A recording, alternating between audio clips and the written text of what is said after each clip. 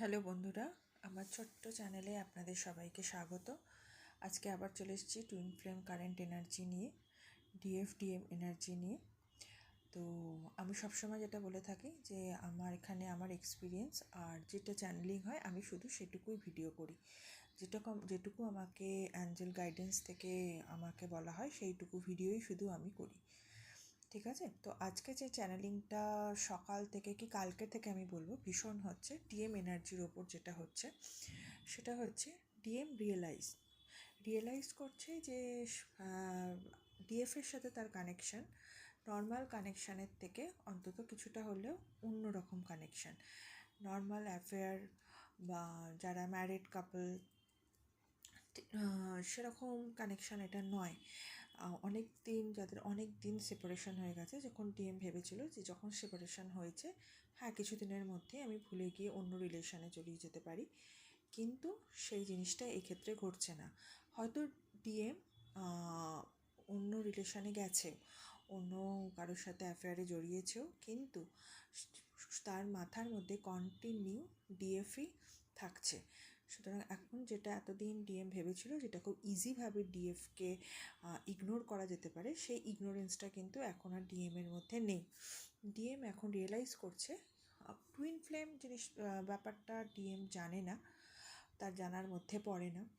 কিছু রিয়েলাইজ করছে যে সোল কানেকশান ডিএফের সাথে তার কিছু তো রয়েছে, পাস্ট লাইফ কানেকশান কি সোল কানেকশান কিছু তার সাথে ডিএমের রয়েছে, এবং সেটার সূত্রে অনেক ডিএম কোনো ট্যারো কার্ড রিডারের সাথে যোগাযোগ করছে নিজের এনার্জি সম্পর্কে জানতে, ডিএফের এনার্জি সম্পর্কে জানতে।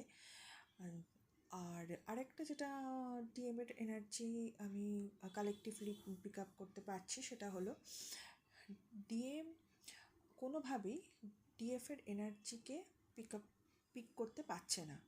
আগে সোশ্যাল মিডিয়া হোক কি কারোর কোনো চেনাশোনার মধ্যে ফ্রেন্ড সার্কেলের মধ্যে থেকে যে এনার্জিটা জানতে পারতো ডিএফের লাইফে কি চলছে, সেটা এখন ডিএম সেটা থেকে পুরো বিচ্ছিন্ন রয়েছে। কোনোভাবেই ডিএফের কোনো খবর ডিএম এখন পাচ্ছে না, এবং সেজন্য ভীষণ রেস্টলেস ফিল করছে। এবং ডিএম যখন রেস্টলেস ফিল করছে সেটা ডিএফের কাছেও সেই এনার্জি কিন্তু ডিএফ পিক করতে পারছে। ডিএফ যদি তার ইউনিয়নের লাস্ট স্টেজেও থাকে কি মিড জার্নিতে থাকে কি সবে টুইন ফ্লেম জার্নিতে যারা এসছে ডিএফ প্রত্যেকেরই ক্ষেত্রে কিন্তু ব্যালেন্সড ডিএফও এবং আনব্যালেন্স ডিএফ সবাই কিন্তু এই এনার্জিটা একটা পিক আপ করতে পারছে। ইরিটেশন লাগছে কি রেস্টলেস ফিল হচ্ছে, রাত্রিবেলা ঘুম ভেঙে যাচ্ছে, 222 অনেকবার দেখছে, 12 দেখছে, এই জিনিসগুলো ডিএফের সাথে ঘটছে। পার্জিং হচ্ছে, থার্ড আই চক্রে যন্ত্রণা হচ্ছে, মাথার যন্ত্রণা ভীষণ হচ্ছে, গা গুলোনো ব্যাপার হচ্ছে। এটা হচ্ছে পুরোটাই হতো ডিএম এনার্জি। ডিএফ ফুললি এখন ডিএফ বা আপনার নতুন যারা জার্নিতে এসছে সবাই কিন্তু সেম এনার্জি পিক করছে। ঠিক আছে, আজকের এইটুকুই চ্যানেল হয়েছে। আর নাম্বার তো বললামই 222 ডিএফ ভীষণ বেশি দেখছে।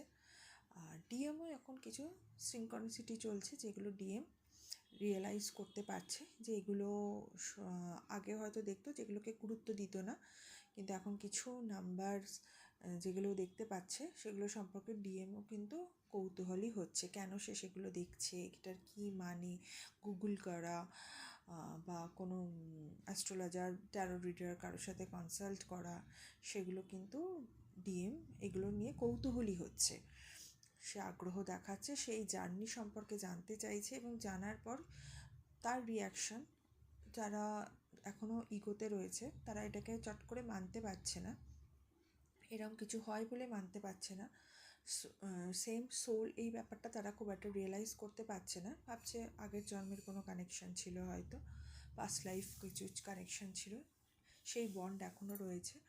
যাই হোক এরকম ভাবছে। কিছু কিছু ডিএম রিয়েলাইজ করছে যে হ্যাঁ এরকম জার্নি হলেও হতে পারে, সে তখন ভাবছে এই জার্নিকে কী করে এর লাস্ট স্টেজে নিয়ে যাওয়া যায় সেটা সম্পর্কেও সে কিন্তু আগ্রহী হচ্ছে, কৌতূহলী হচ্ছে, এবং নিজের জার্নিকে আরও এগিয়ে নিয়ে যাওয়ার কথা ভাবছে।